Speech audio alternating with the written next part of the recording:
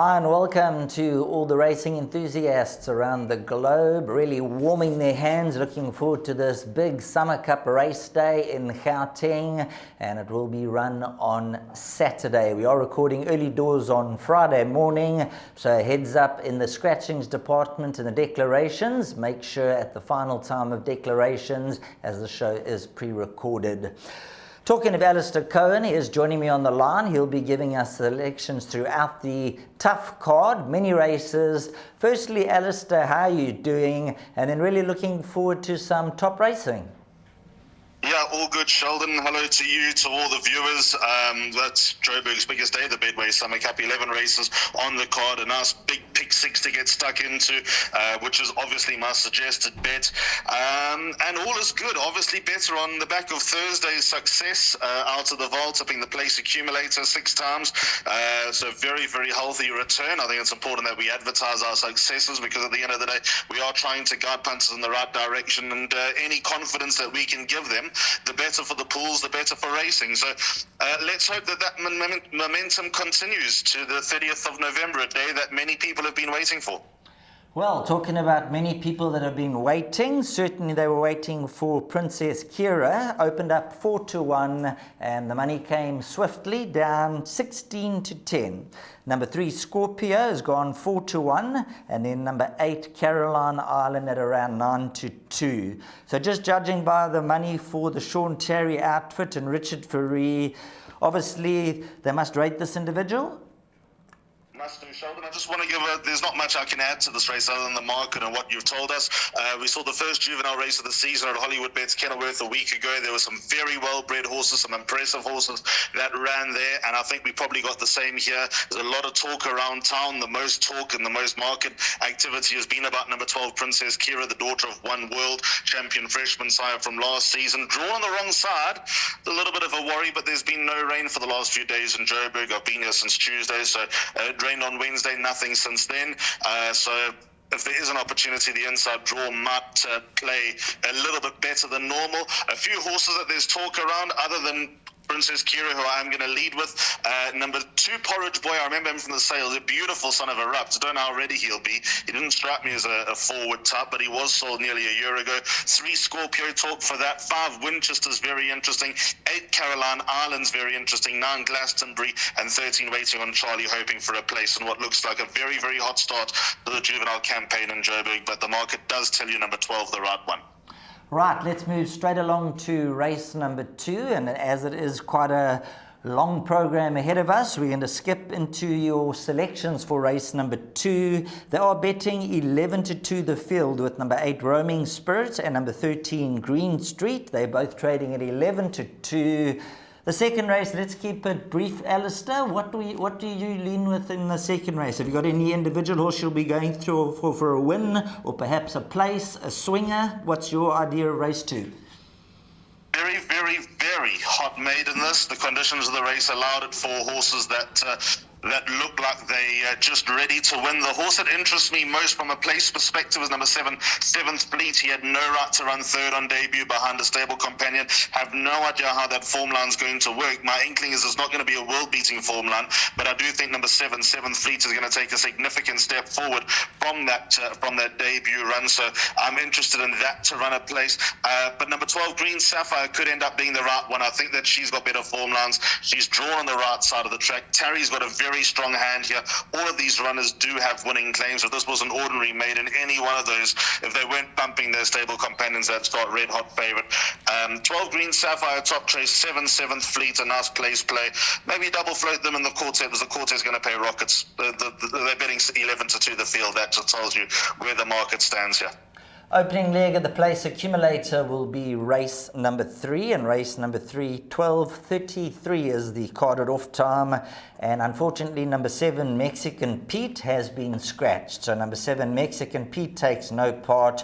But wow, we got Dave the King, Unze, numbers 1 and 2. Then we've got number 6, the Specialist. So it's 12-10, Dave the King, 28-10, Unzen, and then 7-2, the Specialist.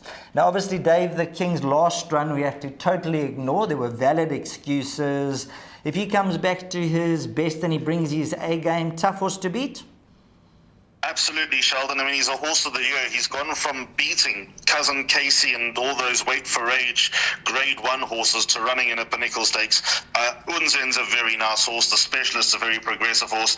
Taylor the Comet on his day can be very good, but they're running against the horse of the year. I know he's got to give weight away, and his last run does leave a lot to be desired, but I'm willing to put the last run behind him. He had a big weight. It was a seasonal debut. The fact that he's back 28 days later and Mike de Kock's entered him in a week from now for the World Sports Betting Greenpoint Stakes, and he's entered him for the World Sports Betting Cape Town Met, and obviously the word is the main target is the Lomeron Kings Plate. Mark must have ironed out whatever happened last time in the space of 28 days. He's a bipod and PA banker. He rates as my third best bet on the card. So I want to, at the end, give you a 3-horse all-to-come treble. Dave the King is one of them. I fully expect him to bounce back and show his worth. This is his wheelhouse. Turffontein, 1,400 metres, where he can use that big stride, go to the front, that beastly action. If he's 80% right, if he's 70% right, he'll win. Super. Let's move on to race number 4, which will be the opening leg of the all-important Pick 6. So the guys don't want to go out in the opening leg of the Pick 6, and I see you've gone around about 5 runners in your Pick 6. Let's keep it brief and sharp for race number 4. How do you see this event? Wide open betting affair, 90 to the field. My top choices. Definitely last year's winner, number 1, Mrs. Browning. The race was formerly known as the Magnolia. It's now called the Carry On Alice Stakes, a Grade 3. She won this race last year. It probably was her career best when beating Cold Hearts there. She got an outside draw. I was actually at Turffontein when she last ran. She needed that run badly. She was beaten 6 3/4 behind Dice. Sean Terry will bring her on significantly with a run under the belt. So I think number 1, Mrs. Browning, is a deserving top choice. I like her chances. I must be honest, Sheldon, I was very close to bankering her, but I thought better of it. I backed up with number 2, White Pearl, who came back to winning ways with it must be said, a very encouraging victory last time over 1,400. I do have a question mark whether she's as good down the straight, but she's still good down the straight. And I think if she were to win a group race, this is the type of race that she could well scoop. So I've got her in under Pierce Stradum. One of my old favourites, number 4, Tropo Veloce, is in there as well. If she was drawn towards the inside, I wouldn't have had her in, but I'm a sucker for this filly, so I've got her in my play.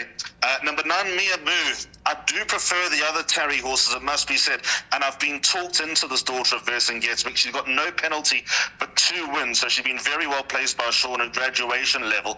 This was obviously the target a long way out, so he would have planned that program very carefully, knowing that she couldn't get penalised if she was the best weighted horse in the race, which is exactly where she was. She's been taken on very small fields, and dare I say shallow fields along the way, but she's been winning 2 of those 3 starts in her own stride, and I think her penultimate start may have just come a little bit too soon after returning distressed, which she didn't do last time when winning. So, like I said, I've been talked into number 9, Mia Move, rather than really fancying her over her stable companions. And here's a speculative selection. I think number 15, Poblano, is well above average. She was disappointing last time. I'm willing to say that she might not have got 1,400 metres, not yet. She's the type of filly, if she were to win and I left her out, I'd kick myself. So I've put number 15, Poblano, in the play with a very light weight with an outside draw, because history tells you that 3-year-olds actually go well in these 2 sprint races on Betway Summer Cup Day. Don't leave her out. If she doesn't win, I think she'll go close. She's definitely nice quartet value. Right, on to the next event, and this is a Grade 3, the Grade 3 New Turf Carriers Merchants, over 1,160 metres. And now when you look at these individuals, now this is a power-packed lineup, and of course we got Lucky Lad. He's an unbelievable specimen. I suppose he's one of those horses that you don't often get around too often. He's super impressive. He absolutely flies. Richard Ferry, Sean Terry with 63.5 on his back. He won the Golden Horse Sprint in sensational fashion. And then looking at him of late, he's been right up there and just touched off, Alistair. Sheldon, he was so stiff in the Mercury Sprint at Hollywoodbets Greyville on Gold Cup Day, and then last time it was a cracking effort behind William Robertson when desperately needing the run. He looked like he needed the run. He'll step forward significantly. I don't want to be cliched, but the old cliche in sprints, you can give weight but not start. Well, he's likely to give both, unfortunately. The inside draw and his style of running suggests that Richard Ferry is going to probably drop him in and make him make up the ground, but he's capable of doing that, as you rightly say, is winning the Grade 1 Golden Horse Sprint sprint was something out of the top draw, was one of the wins of the entire season, not just a grade 1 level last season. If he's not the best sprinter in the country, he's very, very close to it. And I think number 1, Lucky Lad, is going to be the horse that they all need to beat. He is the class package. But I'm not bankering him. I've got one other horse in the pick 6, and that's number 10, Pistol Pete. He gave weight away to a freakish 3-year-old last time, and great tricks with that lightweight, ran Pistol Pete. So he actually beat Pistol Pete at his own game, showed all the pace in the world, and kept on finding him. Pistol Pete on the back of a break had no answer. But he is going to make Lucky Lad feel the 11.5 kilos that he receives. So I've got number 10, Pistol Pete, in the play. He's a high-quality sprinter. His times are out of the top draw as well. Yes, he's going to stretch to 1,160 meters. He's probably a step better over 1,000, but with that lightweight, he's going to have every opportunity of seeing out the trip, and I'm very excited to see how he shapes up with number 1, Lucky Lad. Lucky Lad, my top choice, but all the respect in the world for number 10, Pistol Pete. The only other horse that I would include here, Sheldon, would be number 11, Cat's Pajamas, from your neck of the woods, the son of Rafif. He's got a lot of class and quality. It's his biggest test yet, but he too's got a light weight and an outside draw. He's interesting enough, but there's one other that I'm uncomfortable about. It's him. So let's move on to race number 6, which will be the third leg of the pick 6, and you've gone with numbers 1, 2, 4, and 10. This is the grade 3 Betway Fillies Mile, and obviously being over the 1,600 meter trip. And just looking at these individuals, they're young, up-and-coming youngsters. Let's narrow it down to a couple of horses here. Alistair? Yeah, Fiery Pegasus number 4 was drawn better. I'd make her absolute good thing, but the draws just put me off. However, she's got Ocean Murphy on board.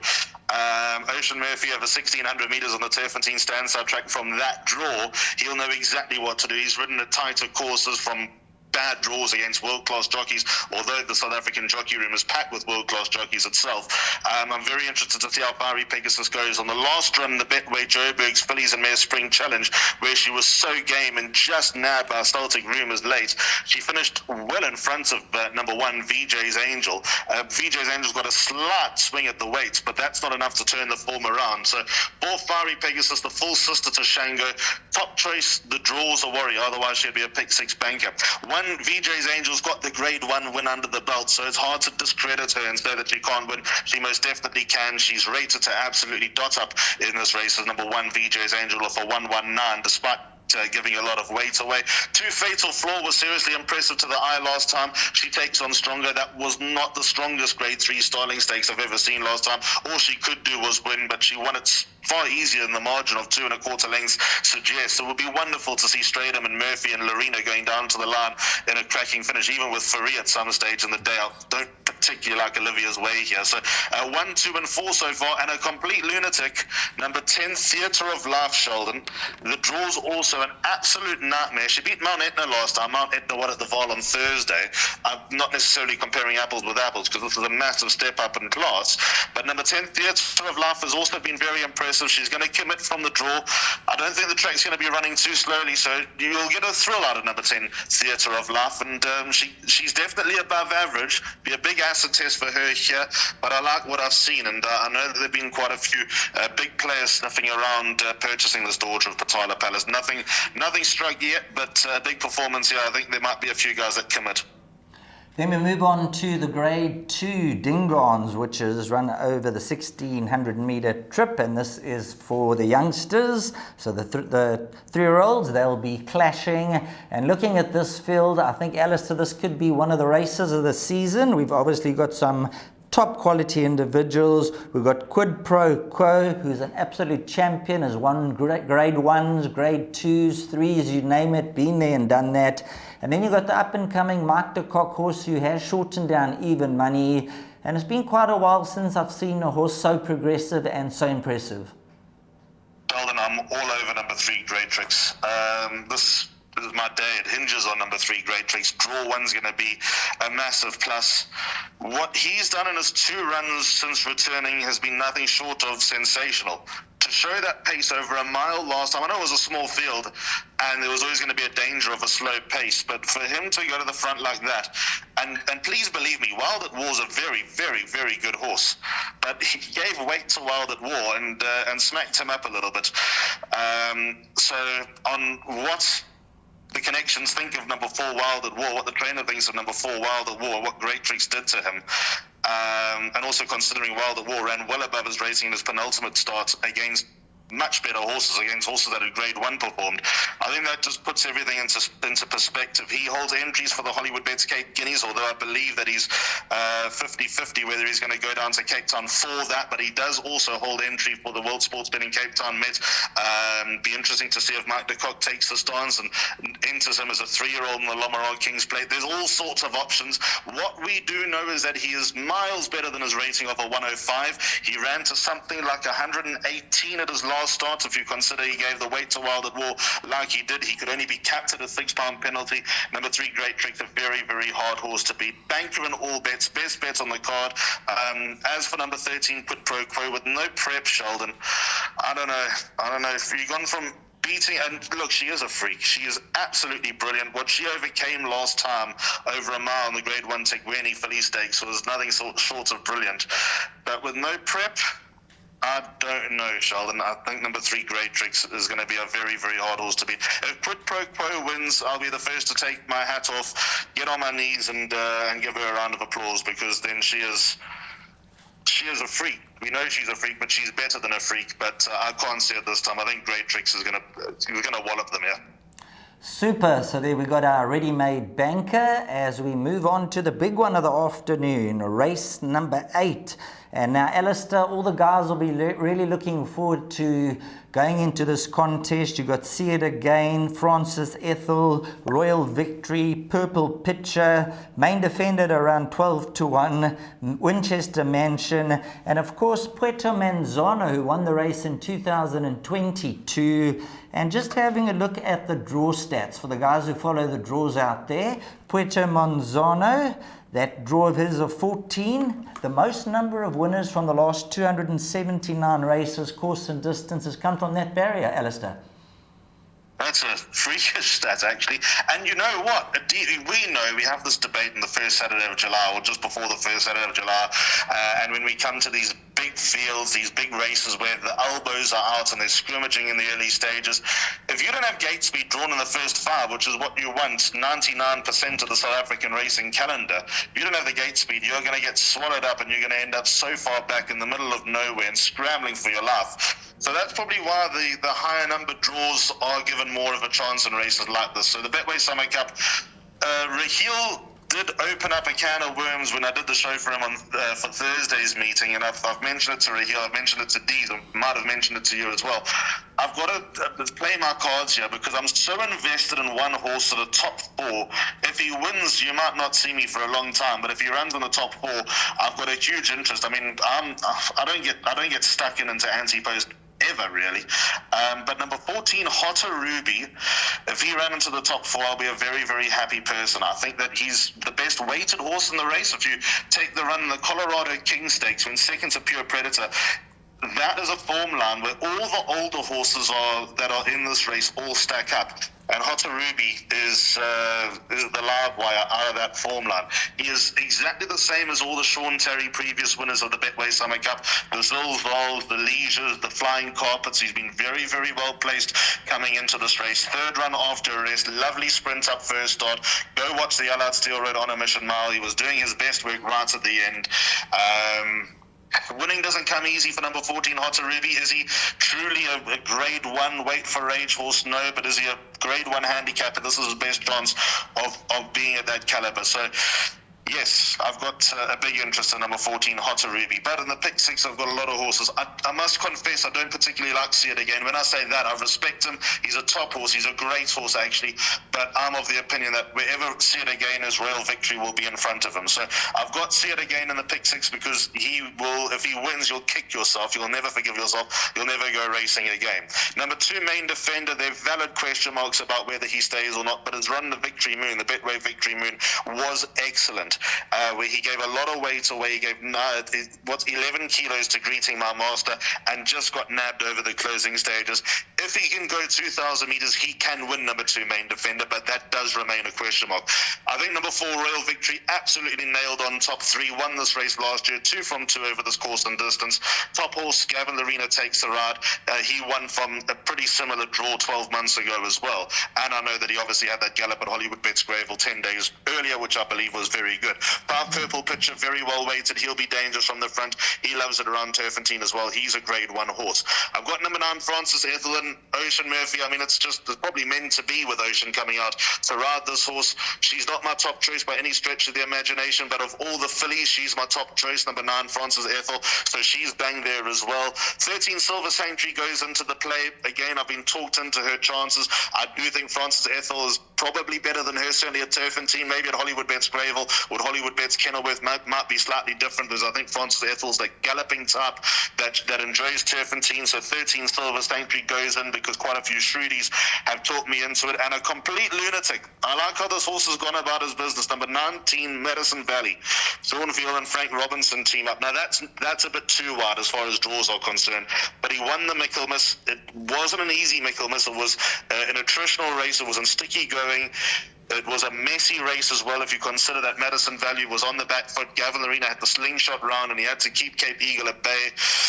Number 19 Madison Valley, speculative, but definite top 4 chance, number 14 Madison Valley at any old price. Right, we're going to move on to races 9 and 10, which will be the final double on the card. Now first, let's skip to race number 10. Are you in the camp of number 2 Poets Warrior by any chance? Yeah, that's the third leg of my altar come, Sheldon. Okay, excellent. So let's do what I was thinking we're going to do. Race number 9, for the guys who are looking to play the last double, what would you suggest race 9 on to race number 10, number 2 Poets Warrior? Okay, now you've put me on the spot. Even 2 or 3 horses. Maybe you can take 2 or 3 horses or a swinger even, and then have a straight bet on Poets Warrior, all depending on the way you want to structure it. Well, I've got 4 horses in my pick 6, so I'm buying a little bit more than what you asked for. 5 Safe Passage ran second in the Summer Cup a year ago. Now he's a few divisions down in the Summer Cup Consolation. So he's got to be a live chance. He's not the same horse he was when he was winning the Grade 1 South African Classic as a 3-year-old and running close up in all the big races like he was. But his ratings come down. He's got Gavin Larena on board. I think it all points to number 5 Safe Passage showing a little bit of life. I think if he doesn't show much life here, I think they might be in a little bit of trouble. So he's my top choice. 7 Indian Ocean runs under a penalty. There is a form update for Indian Ocean. She now carries 56.5 of a rating of 107. She won before the card went to print, but she won well.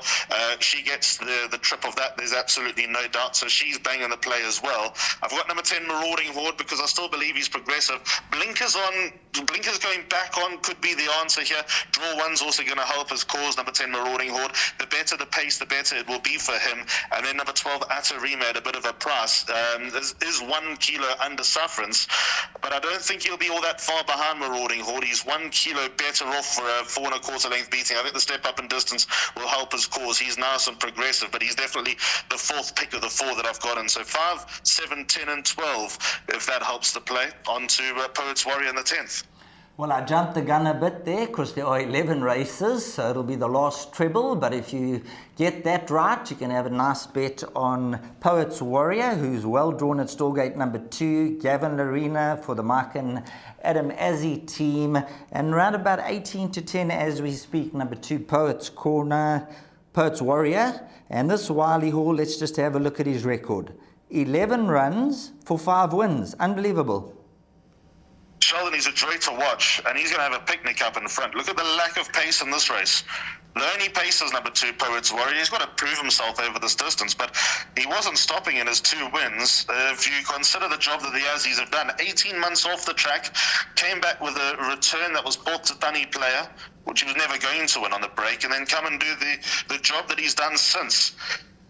Going to be a very, very hard horse to beat, number 2, Poets Warrior. The only horse that I give a glimmer of hope of turning him over is number 11, Explosive Bond, who's been very well weighted in her last 4 starts, and all those Pinnacle stakes. She's been well placed by Paul Matchett on paper, but she hasn't got the job done. So why is she suddenly going to get the job done now? I don't know. Even though the weights suggest she'll turn it around with Poets Warrior, she's had the benefit of the weights with all these horses, the Razor Hallelujahs and the Poets Warriors in the past, and she hasn't been able to get across the line. I respect her chances on paper, but Poets Warrior, with a lack of pace up in front, he's going to have a picnic. He's a joy to watch, gallops them into the ground. Very, very tough to beat. That'll take us on to race number 11, and this will be over 1,600 meters.